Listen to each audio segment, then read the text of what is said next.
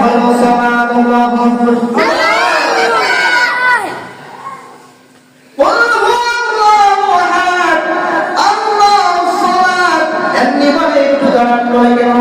গোসল করে আসি, গোসল করতে কেন যাইবা?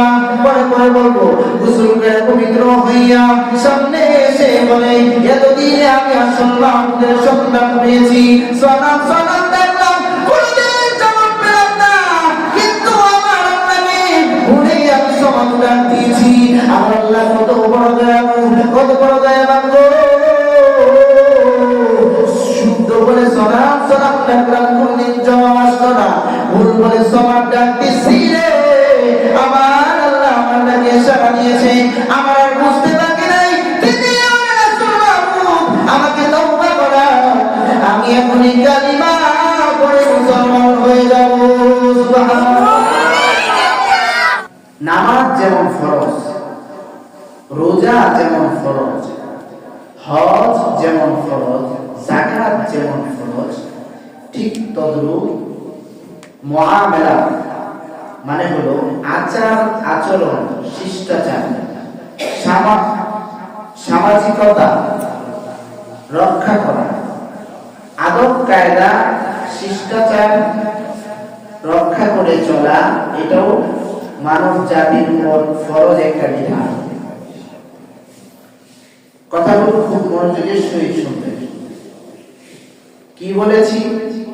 যে নামাজ যেমন ফরজ, মুআশারাত তথা আদব কায়দা শিষ্টাচার, চাল চলন চলাফেরা, আচার আচরণ সঠিকভাবে প্রত্যেকের সাথে চলতে গেলে আমার আচার আচরণ কেমন হবে ওইটা জেনে, ওইটা জানা হলো আমাদের জন্য ফরজ। আর আদব আচার আচরণ শিষ্টাচার এটা মানা আমাদের জন্য আরো বড় ফরজ। আমরা শুধু বলতে জানি যে নামাজ শুরু করি, রোজা রাখি, হজ করি, যাকাত দিই, এই আমলগুলো করি, এটাই মনে হয় আমার শ্রেষ্ঠ ইবাদত। কিন্তু আপনি নামাজ পড়লেন, রোজা রাখলেন, হজ যাকাত দিলেন, কিন্তু আপনার ব্যবহার হলো কুকুরের মতো, তাহলে আপনি কোনদিন এই নামাজ রোজা আপনার কোনো লাভ হবে না। কারণ দিন শেষে আপনি হাত পরিবার মানুষের সাথে মানুষের হক নষ্ট করার কারণে, মানুষের সাথে অসৎ নিন্দনীয় খারাপ আচরণ করার কারণে আপনি হলেন নির্দিষ্ট। আপনার এই আমল করে কোনো লাভ হবে না, এই আমল বরবাদ হয়ে যাবে। কিভাবে বরবাদ হয়ে যাবে? বরবাদ হয়ে যাবে মানুষের আমল হক পরিবার নষ্ট করার কারণে। আপনি একটা মানুষকে কোনো প্রকার অন্যায় ছাড়া, অপরাধ ছাড়া তাকে আপনি ধমক দিলেন, তার সাথে রূঢ় আচরণ করলেন, খারাপ আচরণ করলেন, এই কারণে আপনি বান্দার হক নষ্ট করেছেন। কারণ কোন মানুষ যদি কষ্ট পায়, কষ্টটা সে পায় না, পায় কে? কে পায়? কারণ আল্লাহ মানুষকে নিজের হাতে বানিয়েছে এবং সবচেয়ে সুন্দর থেকে সুন্দরতম সৃষ্টি করে আল্লাহ মানুষকে বানিয়েছে। আল্লাহ বলেন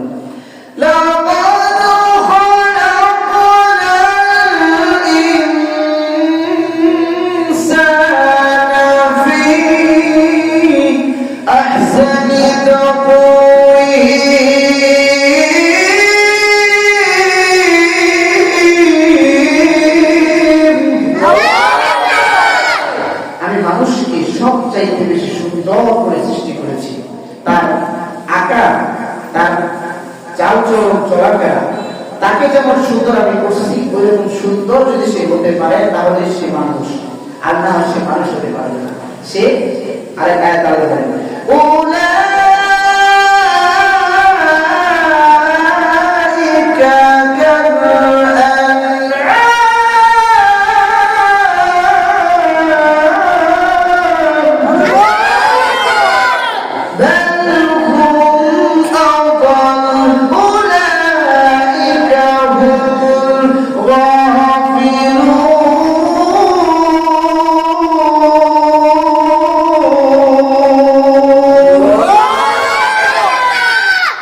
মানুষকে আমি আল্লাহ বানাইছি সুন্দর থেকে সুন্দরতম সৃষ্টি মানুষ। কিন্তু মানুষের আচরণ যদি সুন্দর না হয়, এই মানুষটা দেখতে যদি সুন্দর হয়, চামড়া সুন্দর হয়েছে, কিন্তু তার আচরণ চলাফেরা হলো নিকৃষ্ট থেকে নিকৃষ্টতম। কারণ আল্লাহ বলেন এই মানুষগুলোর কান আছে, কিন্তু কান থাকা সত্ত্বেও তারা কান দিয়ে শ্রবণ করে না। দ্বীনের কথা শ্রবণ করে, ইসলামের কথা শ্রবণ করে, কোরআনের কথা শ্রবণ করে, কিন্তু তা দিনের ভিতরে আটকায় না।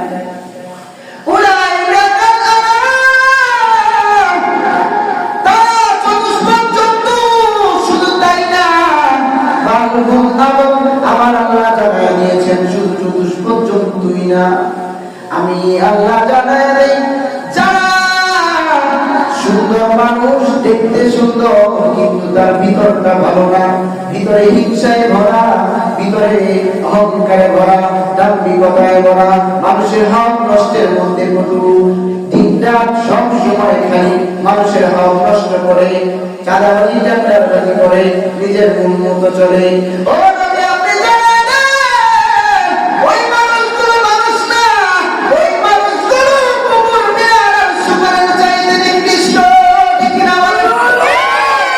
কুকুর বিড়াল শুকরের চাইতে নিকৃষ্ট। আল্লাহ জানায় দিয়েছেন সুন্দর থেকে সুন্দরতম মানুষ তোমার বানিয়েছে, কিন্তু তোমার চরিত্র যদি সুন্দর না হয় তাহলে তুমি কখনো সঠিক, তুমি কখনো ইমানদার মানুষ হিসাবে কখনো হবে না।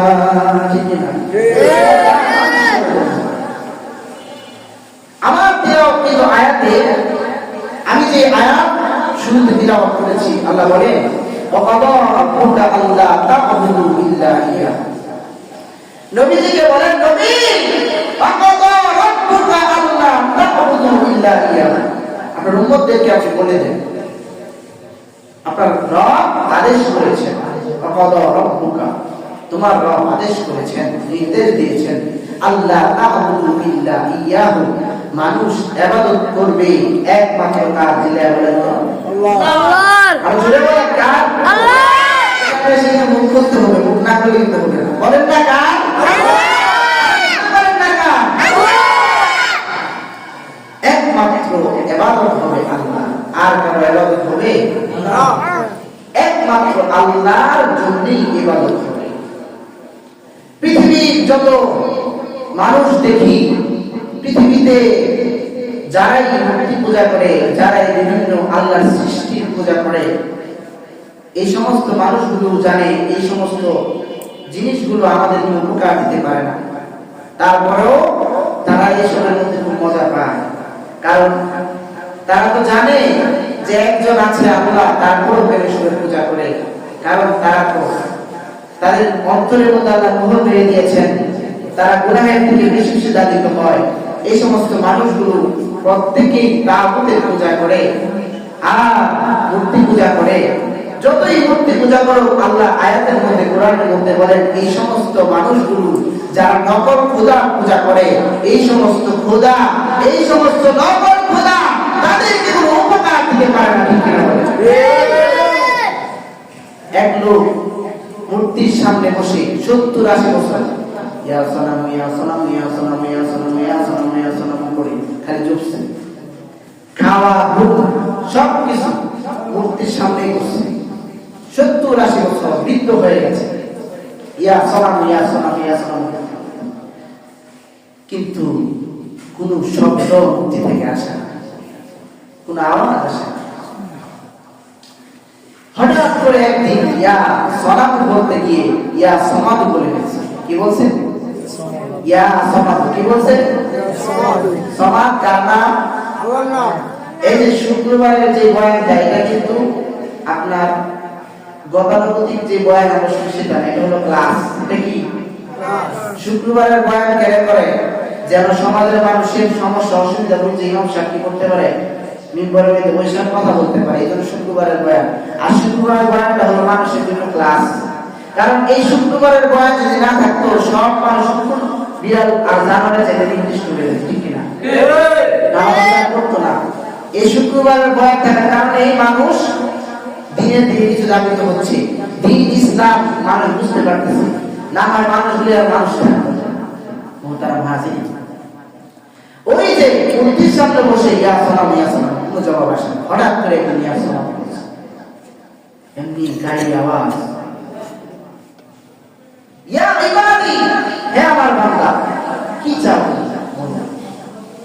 মাইকে আওয়াজ শুনে অবাক হয়ে গেল, কি শুদ্ধ বইলে এত জীবন ইয়া সোনাম ইয়া সোনাম ইয়া সোনাম, সোনাম মানে মূর্তি, ইয়া সোনাম ইয়া সোনাম ইয়া সোনাম করে ডাকলাম, কিন্তু দুদিন জবাব পাইলাম না। ভুল বইলা সমাধু বলছি, কে জবাব দিছে, কে গাইতে আওয়াজ কোন জায়গা থেকে আসছে?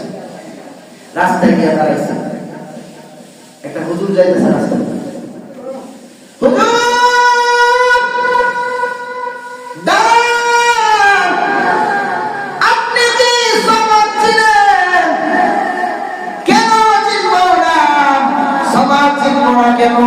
আমাদের আল্লাহর নাম হলো সমাদ।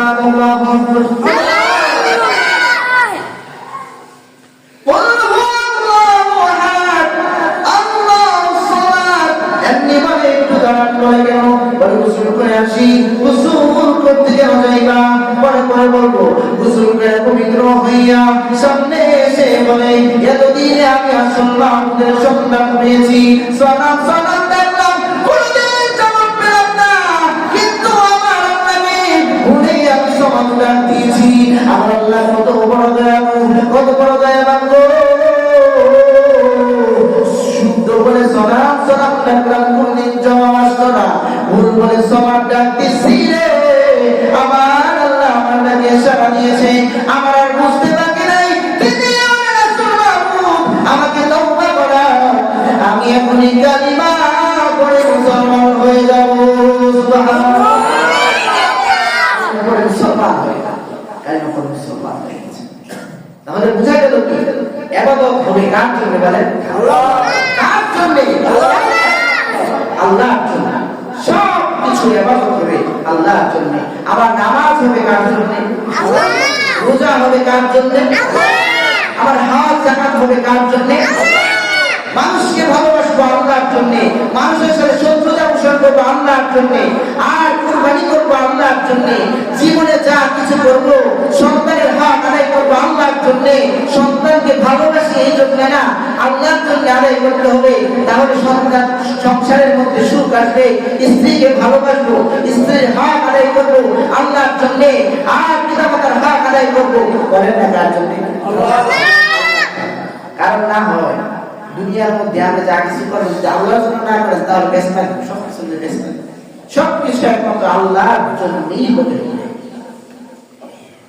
অকবরব্বুকা আল্লাহ তা'বুদু ইল্লা ইয়্যাহু, একমাত্র ইবাদত আপনার উম্মতেরা আমি আল্লাহর ইবাদত করবে, আমি আল্লাহ ছাড়া অন্য কোন তন্ত্র মন্ত্র, অন্য কোন তাগুত, অন্য কোন মূর্তি আর আমার সৃষ্টি চন্দ্র সূর্যের পূজা মানুষ করতে পারবে না।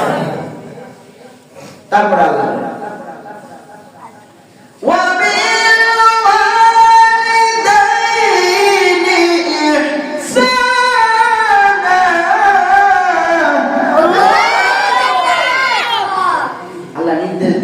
পিতামাতার সাথে সৎ আচরণ করার জন্য, সুন্দর আচরণ করার জন্য, সৎ আচরণ সুন্দর আচরণ পিতামাতার সাথে করার জন্য আল্লাহ কি দিয়েছেন? নির্দেশ দিয়েছেন, আদেশ করেছেন পিতামাতার সাথে সৎ আচরণ।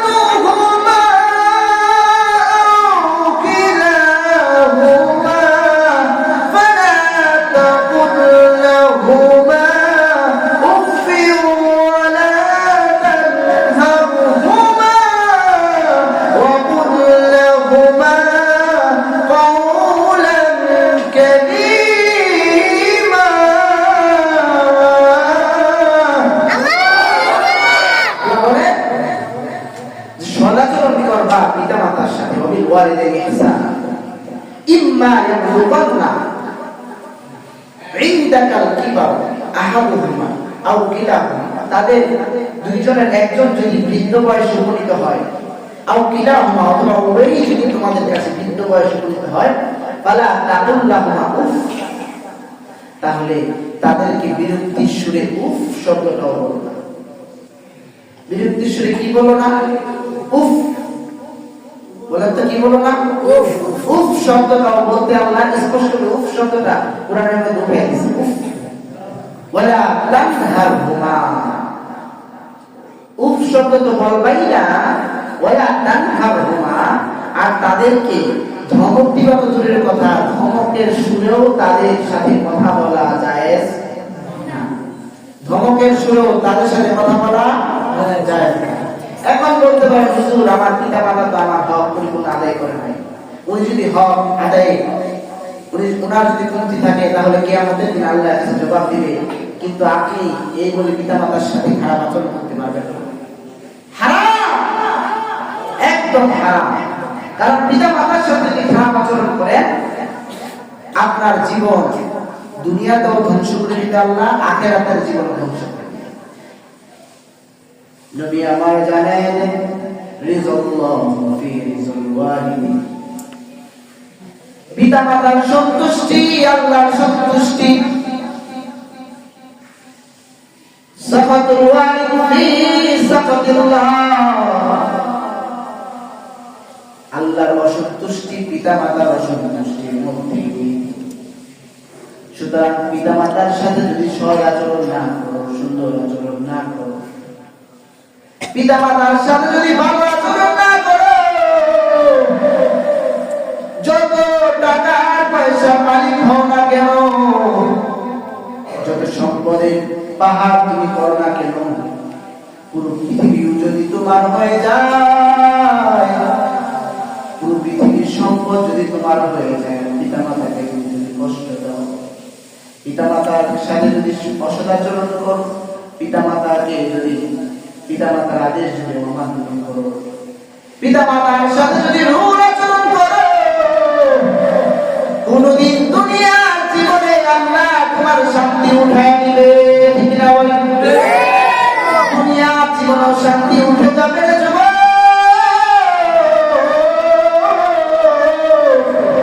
আখিরাতের জীবন তোমার নষ্ট হয়ে যাবে। পিতা মাতা বড় সম্পদ, যদি পিতা মাতা তোমার জন্ম না দিত, এই পৃথিবীর জমিনে পিতা মাতা যদি তোমার জন্ম না দিত, পৃথিবীর আলো কোনদিন দেখার ক্ষমতা তোমার, তুমি কোনদিন পৃথিবীর আলো দেখতে না।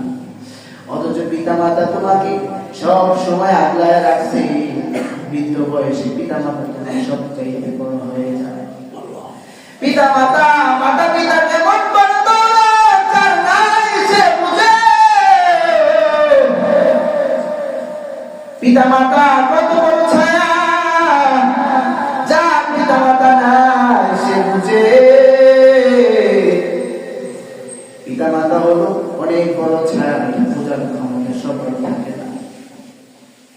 বৃদ্ধকালে সামান্য 5-7 বছর পিতা মাতাকে তুমি দেখবা, কিন্তু সেই ক্ষেত্রে তোমার কষ্ট হয়ে যায়, তুমি সেটা সহ্য করতে পারো না। গাড়ি দাও ওই বুড়া, এখনো সময় হয়েছে না, কত কষ্ট আমার জীবন, কত কষ্ট, আপনি কেন এখন বেঁচে আছেন? পিতা মাতার সাথে অসৎ আচরণ করে বৃদ্ধকালে মায়ার নবী জানায় যে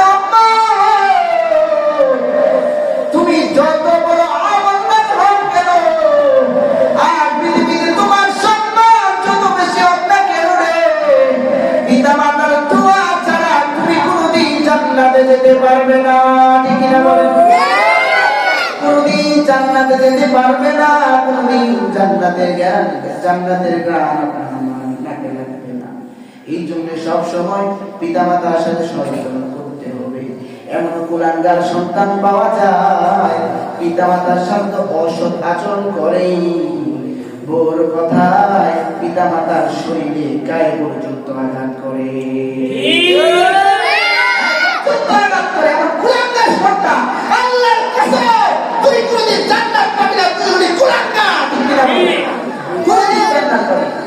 দুনিয়াই করা ধ্বংস করে দিবে, আখিরাত তো অনন্তকালের জন্য। কেমনে পারো পিতা মাতার শরীরে আঘাত? প্রত্যেকের জন্য নির্দিষ্ট হক আছে, মাতা পিতার জন্য নির্দিষ্ট হক আছে, সন্তানের জন্য নির্দিষ্ট হক আছে, স্ত্রীর জন্য নির্দিষ্ট হক আছে। তুমি যদি পরিপূর্ণভাবে হক আদায় করো তাহলে দেখা যাবে এই হক পরিপূর্ণভাবে আদায় করার কারণে তোমার মধ্যে চলে আসবে যে তাদের সাথে তুমি কি আচরণ করলা, এই আচরণগুলো দেখতে পাবে। এই আচরণগুলোর কারণে তোমার শান্তি ফিরে আসবে যদি তুমি হক পরিপূর্ণভাবে আদায় করতে পারো। আর যদি হক আদায় করতে না পারো তাহলেই সমস্যা লাগবে। দেখা যায় শাশুড়ির জন্য কমলা কিনা লয়ে যায়, মজার মজার খাবার কিনা লয়ে যায়। শাশুড়ি গিয়ে কয় আম্মা যান, আম্মা যান। আরে দিকটা মা ভালো করে কথা হবে না। শাশুড়ি গিয়ে কয় আম্মা যান, শ্বশুরি গিয়ে কয় আব্বা যান। আম্মা যান আর আব্বা যান কোথায় করবো আর গিয়ে কয়? হ্যাঁ বলবেন, কিন্তু আপনি আপনার বাপ মার হক আদায় করেন না, আপনি শ্বশুর শাশুড়ি হক থেকে আদায় করতে পারেন। স্ত্রীর ব্যাংক অ্যাকাউন্টে লক্ষ লক্ষ টাকা পাঠান, অথচ বাবা যদি বলে টাকা লাগবে ওষুধ খাবো, ওখানে কত ওষুধ দিব, আরেকগুলোর কাছে গিয়ে আমার কাছে কিনলে এখন ওরা তো বানাইছে 5টা 6টা আসেনি এমন কথা বলে বাবা আপনার সাথে মহতারাম হাজিরিন, পিতা মাতার সাথে সদাচরণ করতে হবে, সুন্দর আচরণ করতে হবে। এটা হলো হক, এটা হলো হক। পিতা মাতার দোয়া ছাড়া পৃথিবীতে কেউ চলতে পারে না, বাঁচতে পারে না। সব কাজে যে কাজে আপনি হাত দেন মাতা পিতা দোয়া আপনার নিতেই হবে। যদি মাতা পিতার দোয়া নেন তাহলে সফল হতে পারবেন।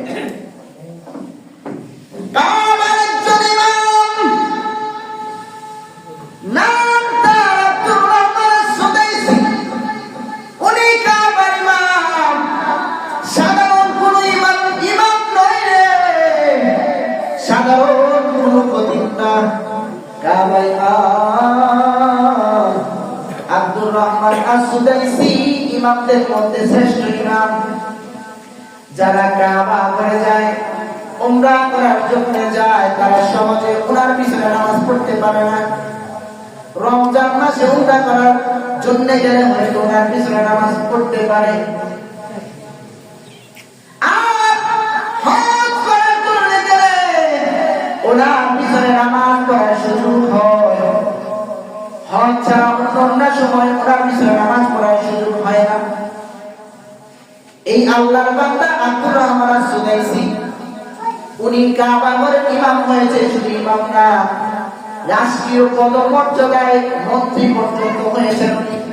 কিভাবে হয়েছে? আব্দুর রহমান আস-সুদাইসি সাংবাদিকরা প্রশ্ন করছে, ও আব্দুর রহমান, আপনি কাবা শরীফের ইমাম হয়েছেন কেমনে গো? আপনি কাবা শরীফের ইমাম হয়েছেন, অথচ আপনার চাইতে বড় বড় আলেমরা কাবা শরীফের ইমাম হতে পারেন, কিন্তু আল্লাহ আপনাকে কাবা শরীফের ইমাম বানায় দিয়েছে। কেমনে গো কাবা শরীফের ইমামতি করেছেন? আপনার মনে হয় পরিচিত খুব লোক ছিল, আপনি মনে হয় রাজা বাদশাদের সাথে খুব ভালো রিলেশন, এই জন্য আপনি কাবা ঘরের ইমাম হতে পারছেন। শুধু ইমাম না, কাবা শরীফের ইমামদের মধ্যে শ্রেষ্ঠ ইমামের মধ্যে একজন আব্দুর রহমান আস-সুদাইসি। যখন বাংলা কণ্ঠে তিলাওয়াত করে গো, মানুষগুলি পাগলের মতো হয়ে যায় ওনার পিছনে দাঁড়ায় দাঁড়ায় নামাজ পড়ে।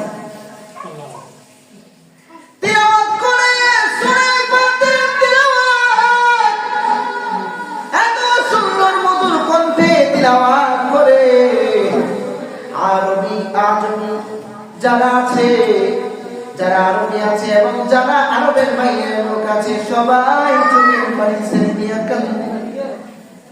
আলহামদুলিল্লাহি রাব্বিল আলামিন আর-রাহমানির রাহিম মালিকি ইয়াউমিদ্দিন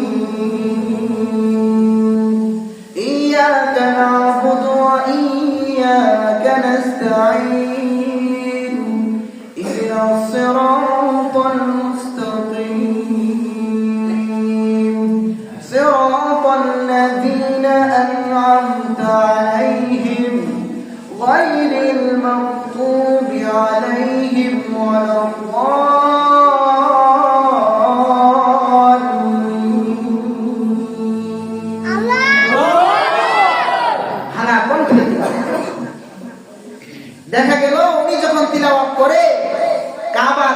যত মানুষ আছে, আল্লাহ প্রেমী নবী প্রেমী মানুষগুলির চোখ দিয়ে তখন পানি পড়ে। কোরআনে এই আকর্ষণে মানুষগুলো পাগলের মতো হয়ে যায়, তিলাওয়াতকারী শুনতেই থাকে, শুনতেই থাকে। সাংবাদিকরা প্রশ্ন করল, ও কাবা শরীফের ইমাম আব্দুর রহমান আস-সুদাইসি, আপনি কাবা শরীফের ইমাম হয়েছেন গো? কেমনে গো আপনি কাবা শরীফের ইমাম হয়েছেন? আপনার মনে হয় মন্ত্রী পরিষদ সব বড় বড় রাজা বাদশাদের সাথে মনে হয় হাত? উনি বলেন, না না না না সাংবাদিক ভাইরা রে, রাজা বাদশাদের সাথে হাত আর সম্পর্ক থাকার কারণে আমি কাবা শরীফের ইমাম হই নাই। আমি কি কারণে কাবা শরীফের ইমাম হয়েছি জানি? আমি আমার মায়ের দোয়ায় আল্লাহ রাব্বুল আলামিন আমারে কাবা শরীফের ইমাম বানায় দিয়েছে। সুবহানাল্লাহ, তাকবীর, আল্লাহু আকবার, তাকবীর, আল্লাহু আকবার। কেমনে কাবা শরীফের ইমাম হইছে গো আব্দুর রহমান আস-সুদাইসির মা? ছোটকালে নিজের সন্তানের হাতে ধরে এসেছে উমরা করার জন্য। সন্তান কাবা শরীফের সামনে, এই সন্তান আব্দুর রহমানকে আঙ্গুলের মধ্যে ধরিয়া, এই সন্তানকে ধরে ধরে ধরে ধরে, বাবা আমি তো তাওয়াফ করবো, তুমি ছোট্ট মানুষ, ঘোরাঘুরি করিল না, কাবার সাথে বেয়াদবি হয়ে যাবে। এক জায়গায় বসায় দিছে।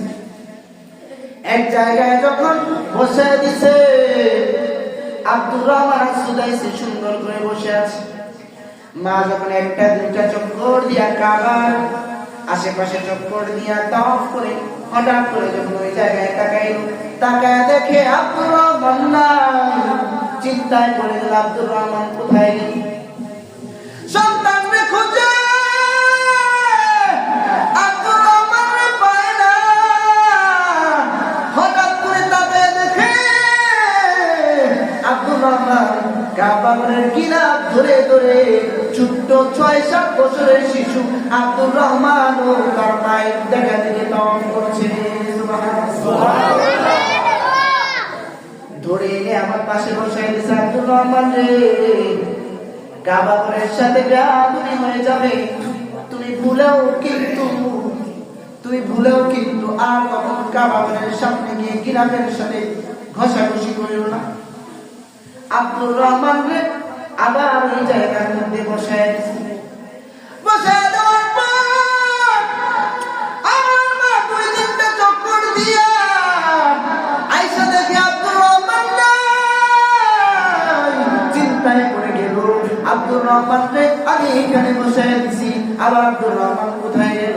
তাকায় দেখে ওই যে কাবা ঘরের গিলাফের ধরে ধরে, কাবা ঘরের গিলাফ ধরে ধরে আব্দুর রহমান আবারও এই কাবার গিলাফ ধরে ধরে সে খেসে খেসে তাওয়াফ করছে। সুবহানাল্লাহ, প্রথমবার সরাই দিছি, দ্বিতীয়বার তুই এমন কাজ করস কেমনে রে? এমন কাজ করস? সন্তানকে আবার ধরছে, ধইরা আবার বসায় দিছি। এবার যদি এখান থেকে লড়স তাহলে তোর কোনো মুক্তি নাই, তোর আমি শাস্তি দিব। এই যে সন্তানকে আবার ওই জায়গায় মধ্যে বসায় দিছে, আবার সন্তান এসে কাবা ঘরের গিলাফ ধরে কাবা ঘরের গিলাফের পাশে আবার তাওয়াফ করছে। আব্দুর রহমান আস-সুদাইসির মানে তো আব্দুর রহমান, তোরে আমি বারবার এখান থেকে সরাইয়া তোরে আমি এক জায়গায় বসায় দিই, বারবার তুমি কাবা ঘরের সাথে বেয়াদবি করো। আব্দুর রহমান ডাক দিয়ে বলল, মা এমনে এমনে কাবা ঘরের সামনে যাই না, কত ঘর দেখলাম, দাম্মাম শহরে আমার বাড়ি, আমরা কত ঘর দেখলাম, আমি আব্দুর রহমান ছোট্ট শিশু কত ঘর দেখলাম, কিন্তু এমন সুন্দর ঘর আমি জিন্দেগিতে কোনোদিন দেখি নাই। এই ঘর তার দিকে কেমন জানি বারবার আমাকে আকর্ষণ করে নিয়ে যায়। আল্লাহ রাব্বুল আলামিন আমাদেরকে পিতা মাতার হক আদায় করে চলার তৌফিক দান করুন এবং সর্বদা আল্লাহর ইবাদত সব কাজ একমাত্র আল্লাহর জন্যই করার তৌফিক দান করুন।